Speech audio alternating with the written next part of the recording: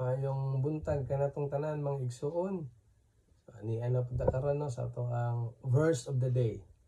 Og ang verse of the day nga i-share na to mabasa na to karon sa ikaduhang Korinto kapitulo 9 bersikulo 8 atong basahon.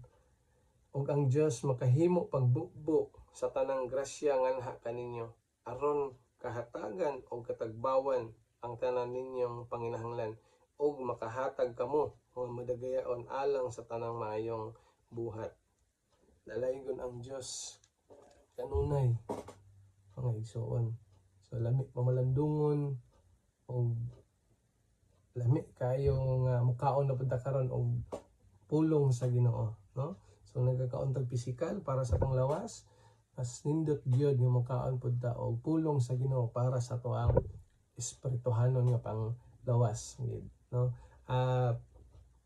Kung atong sabton igsuon, no, kanina nga mensahe nindot kayo nga pamalandungon gyud nga ang Dios makahimo pagbukbo sa tanang grasya nganha kaninyo aron kahatagan o katagbawan ang tanan natong panginahanglan. So nindot kaayo nga ang mensahe nagahatag kanatong paglaom labi na sa mga kaigsuonan nato diha nga kana ganing nabalaka, naguol, unsay kaunon sunod semana, unsay mga bayronon na mga angay bayronon.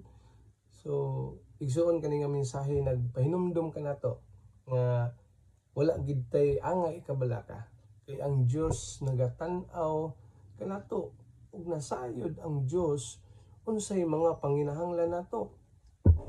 Kung igsuon kani nga mensahe nagpahinumdom kanato nga adunay buhing Dios nga kanunay nagalantaw sa iyahang mga anak aron nga dili mabalaka kay iya kaning pagatagbawon sa iyang mga panginahanglan ug buan ka sa grasya igsuon buot pasabot kung ang imong pagsalig ug ang pagtuo anaa sa atong buhi nga Dios wala kay angay ikaguol kay siya mismo nagasulti nga buan kaniya og panalangin og grasya. Ug nay adunay nakita nako diri igsuon nga pinaka highlights nga akong nakita kaning giingon diri nga makahatag kamo nga madagayaon alang sa tanang maayong buhat. So igsuon kung imong sabton ang pulong sa Ginoo aron nga makahatag sa uban nga madagayaon.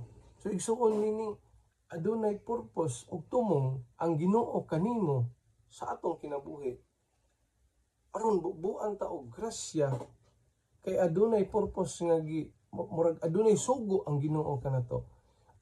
Ang giingon aron makahatag ta meaning igsuon adunay gipaabot ang Ginoo sa tuwa nga i-bless kaniya ibubo ang panalangin sa imuha bubuan ka grasya aron makahatag nga madagayaon meaning igsuon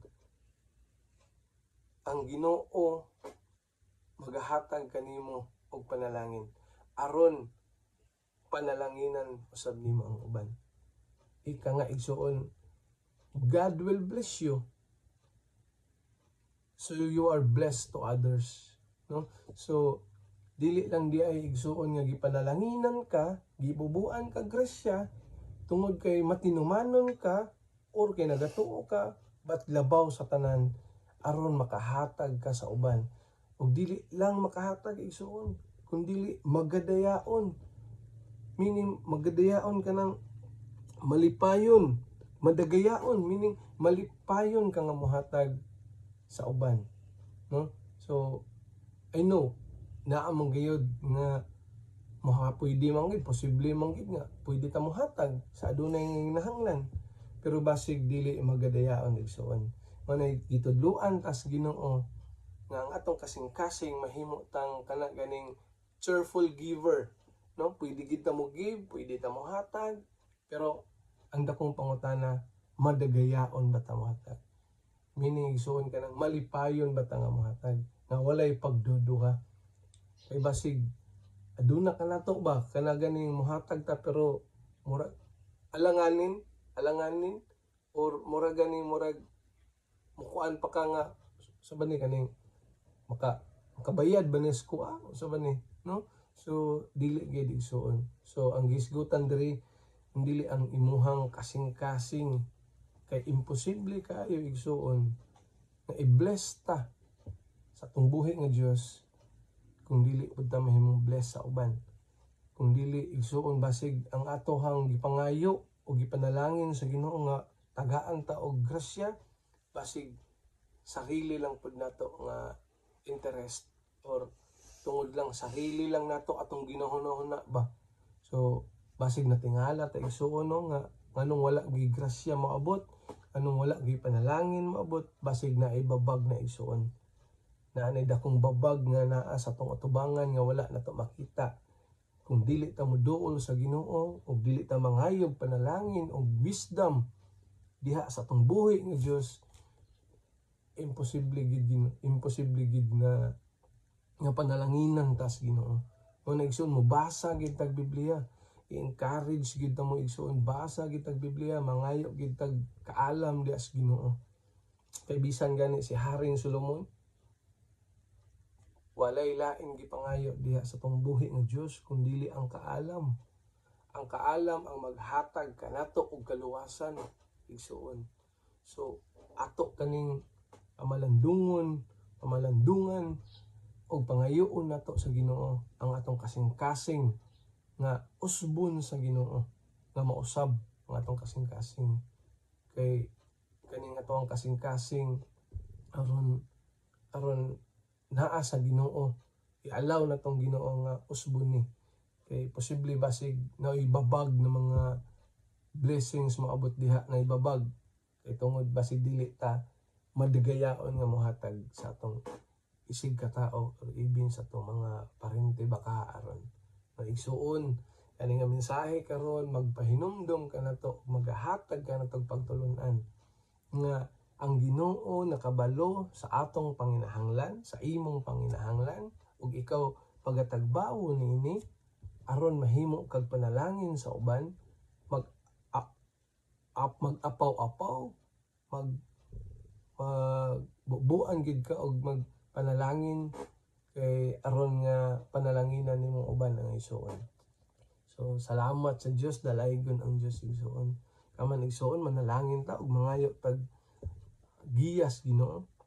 Dalaygon ko Dios Amahan, salamat Lord sa kanunay nga imong gihatag nga kusog kanamo Amahan. Lord, salamat sa imong pulong karon nga magahatag kanamo og giya sa among pagpakinabuhi aron manginabuhi mi Ginoo nga matarong ug Lord ang sentro Ginoo ana diha kanimo kay nagasayod kami ug nagatuo kami Ginoo nga dili minimo pasagdan. Lord, I pray Lord and I ask, O Lord God, panalangini ang tanang katawhan nga ang pagsalig ana diha kanimo Ginoo.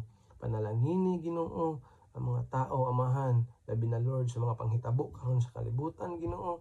Ikaw magahatag O Lord God og kusog sa mga tao nga naluya. Ikaw magahatag og panalangin sa mga tao nga ginahanglan. Ug Lord, panalangini kami aron mahimo kaming panalangin sa uban O Lord God. Lord, dalaygon ka O Lord God, simbahon ka Ginoo.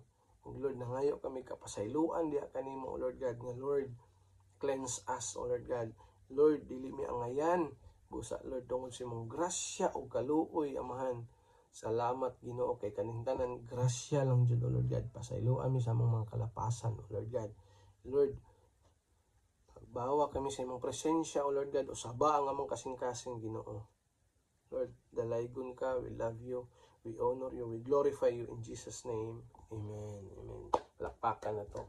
Igsoon ang atong buhing Diyos. Igsoon. Please like and share and follow aron daghay mabless sa mensahe sa pulong sa Diyos. Sa makausab igsoon, dalaygon ang Diyos. Amen.